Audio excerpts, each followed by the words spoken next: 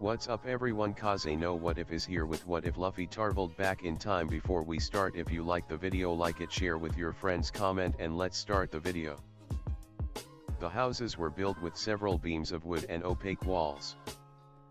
Rose petals were wet from sailing on the ocean's waves, leftovers from yesterday's tradition. Frankie hoisted a rope over the edge of the ship and several bodies climbed down it into a smaller version of the ship. The larger ship with the sunflower lion stayed miles away from the shoreline. Once the smaller ship decked on the island, they exited it and locked it into place. An orange-haired woman stepped first onto the island. Her eyes were wide from amazement that was set before her. A metal archway was placed at the end of the dock with a sign next to it. "Welcome all. If help is needed, please call." The woman approached the archway. On the spines of the twisted metal were locks. All of them were different sizes and shapes, but they were all locked. She touched the nearest one and the dust lifted onto her finger. "Does anyone clean this? Some of these locks are from 50 years ago." Another woman from the group stepped up and observed the locks. "The oldest ones are dated before Gold Roger's age." Nami tilted her head and stared at the archway. She took a step past it, and immediately she saw two other archways exactly like this one being covered in locks. "How many are th-?" A boy sped past her and entered the small city. "So this is Scammy Island." The young girl glared. She dusted her pant legs and muttered a curse under her breath. Robin gave a small grin and walked forward with her captain. The others behind them followed. "There's not much here," a dark-skinned boy noted. "Everything's out of date," an oversized giant added onto the statement. "This is an island of old traditions." "Are there samurai, Robin-chan?" "There may be a few wandering samurai, but in an island so peaceful, I believe they would have different positions." The island itself was neutral to every war because of government policies. Without many resources, it was never sought after. But if invaded, the island surrounding it would attack the invading forces because of its neutral state. The blonde flicked his cigarette and allowed the ash to fall onto the ground. "So there are some peaceful islands in the Grand Line. Hopefully it stays like it," Nami uttered. "Trouble follows them to every island they step foot on." She shook her head. They just needed to keep Luffy in line. The group followed their captain to the center of the small town. The path led to a water fountain where the water dipped slowly from the top bowl into a bowl with sparkling green rocks. Other paths lined down between the houses. Some were larger or smaller than the others, but they all kept the basic design. Wood was used for the base, as shown in the corners and on roofs, while a thin coat of opaque paper connected them. There were openings with a wood frame.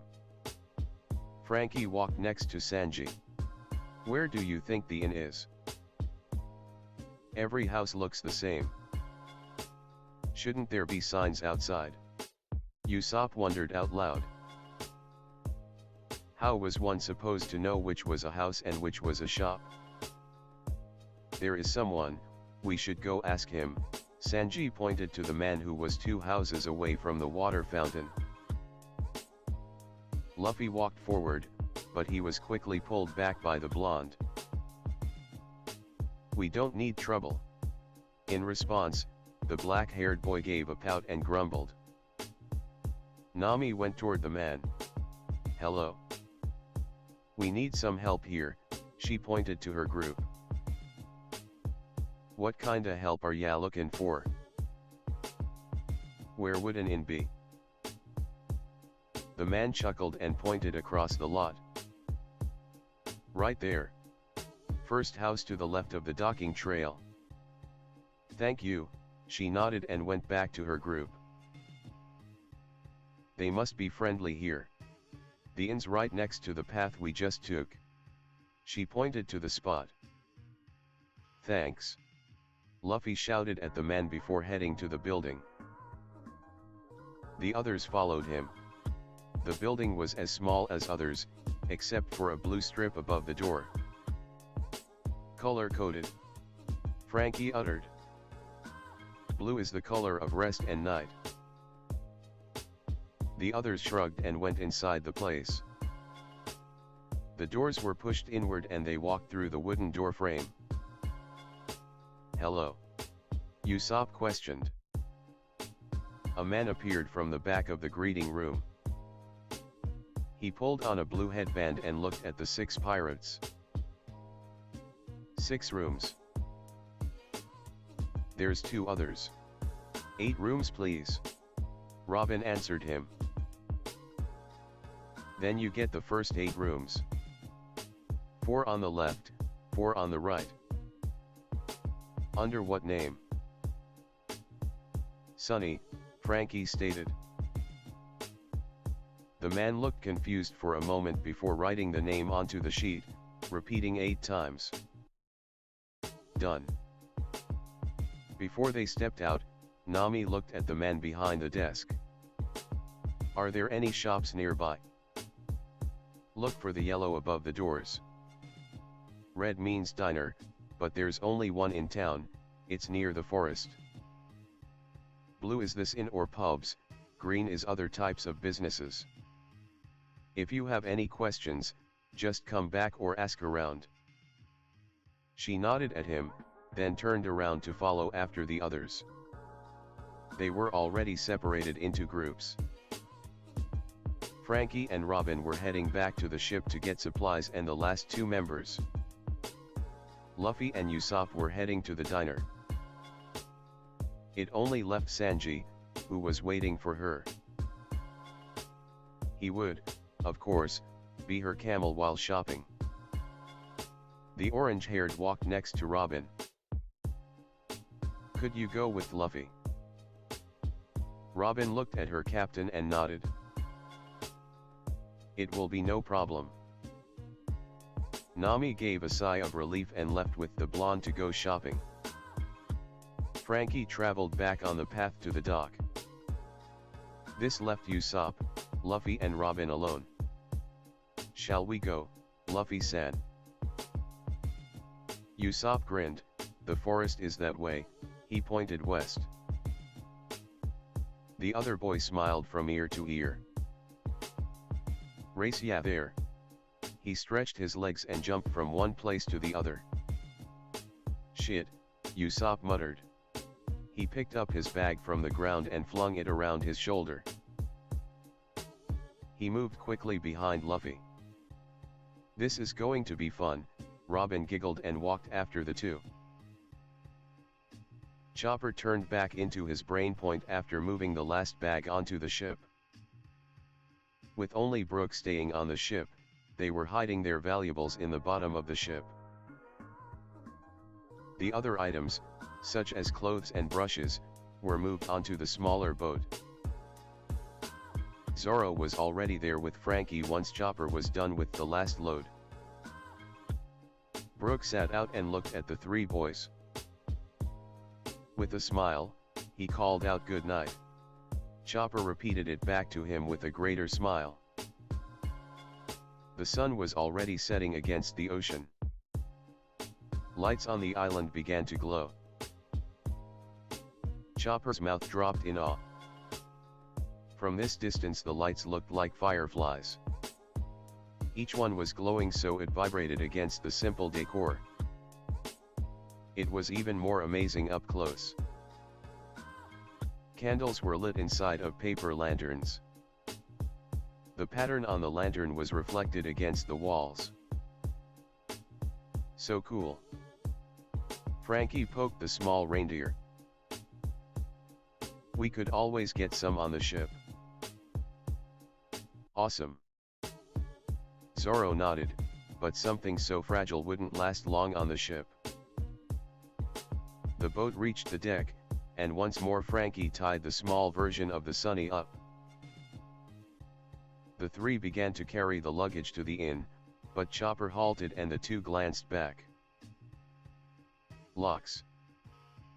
Oh, Frankie mumbled. Guess it's an old tradition they do. Chopper nodded and stared at the locks. Maybe I should leave one here too. I wonder what's the purpose. Secrets, promises, love? That's all I can think of, Zoro answered. If it's promises, then Luffy would have a whole archway to himself. Chopper nodded, and proceeded through the archway. He thought it was a cool idea, maybe he could get Luffy and Usopp to join him. The three of them, maybe the whole crew, could leave a lock like the others. Frankie went through the door first and nodded to the man working there. The other two followed behind the giant cyborg. There was a hallway next to the desk. Doors were on each side. 1 through 8 are our rooms. The cyborg carried his bag into the 8th room. Zoro chose 2nd, and Chopper got 6th. Each room was simple, and small. There was only a mattress, and shelves for their items.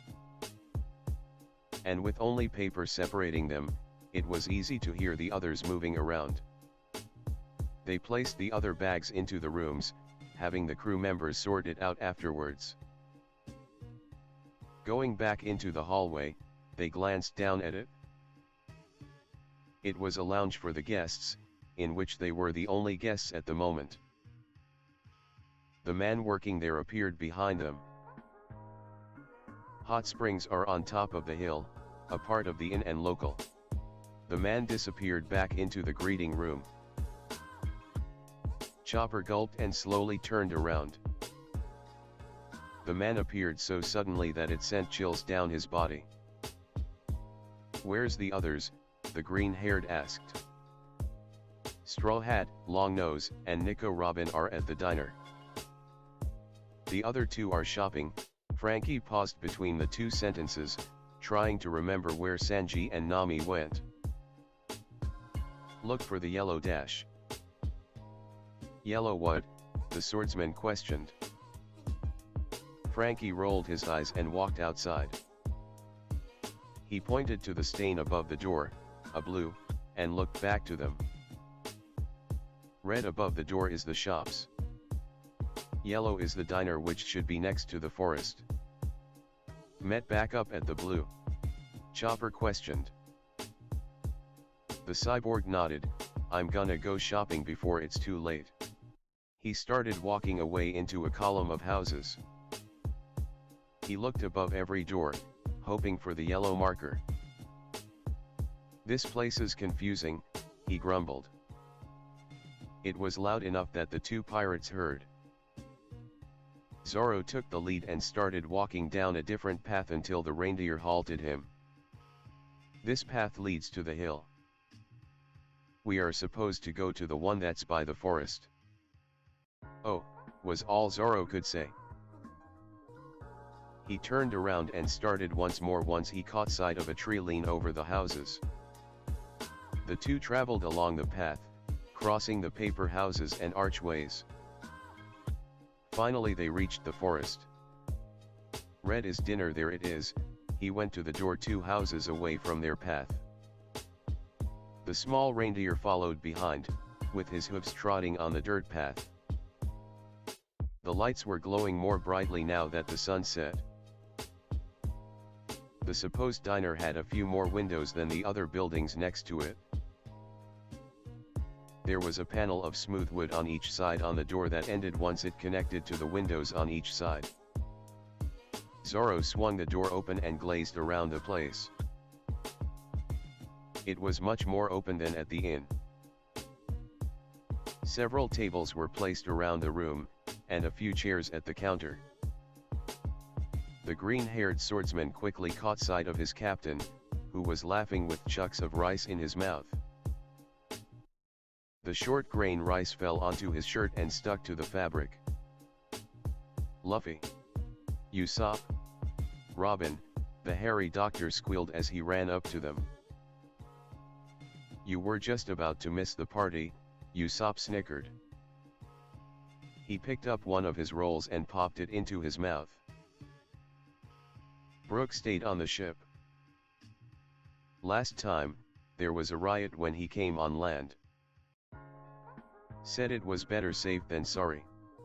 Zoro grabbed a chair from a nearby table and seated himself between Robin and the long nose. Only 2 other tables in the diner were being used, but they were the loudest. That must be burning. Luffy complained as his cheeks were full of food. A waitress came to their table. Would you like anything else? Sick. More meat, Luffy barely said with his food. Could I have some more tea? Robin questioned as she stirred her cup. Chopper was looking at the menu and his eyes widened.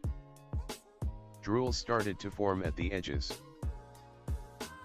See, can I have the chocolate swirls cheesecake?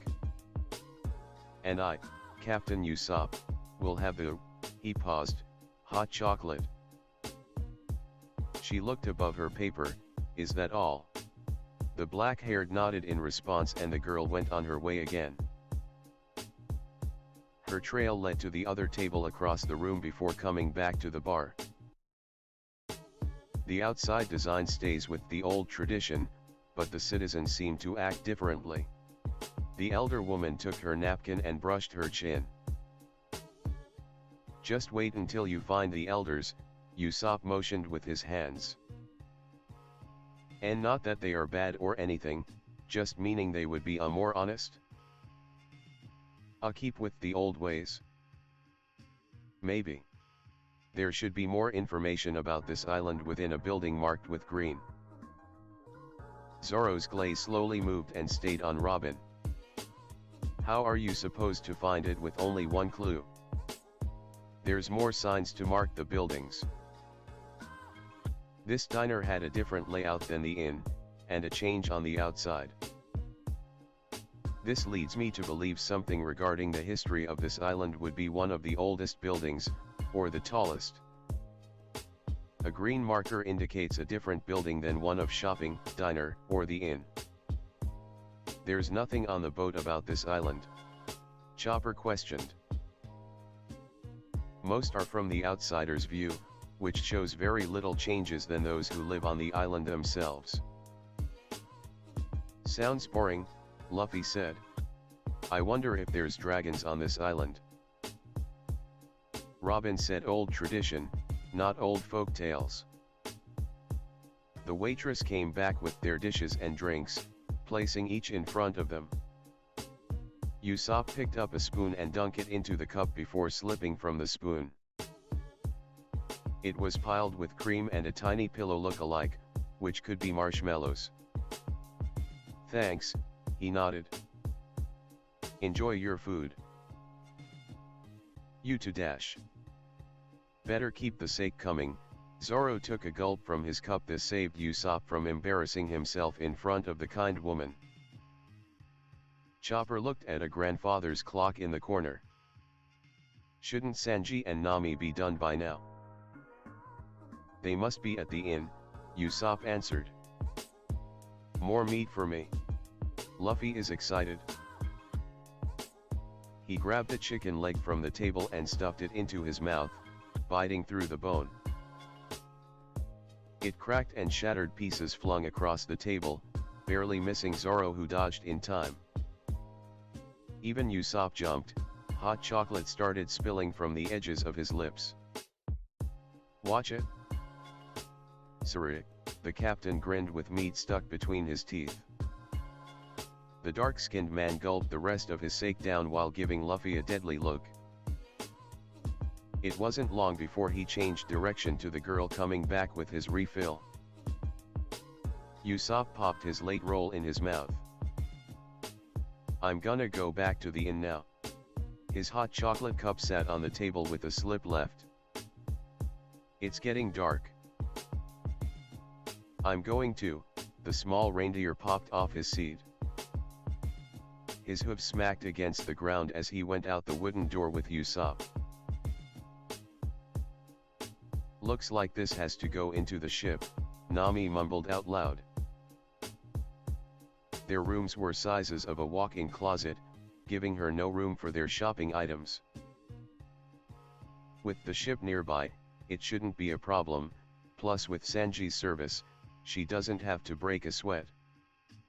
Sanji nodded and dragged the numerous bags along the path. Nami followed behind him onto the deck where the boat was docked. He was able to load the bags up. Nami Swan, I got this, so you sweet angel can go back to the inn. Thanks Sanji-kun. Be sure to place this under the deck for now. She grinned as the boat started and zipped through the waves.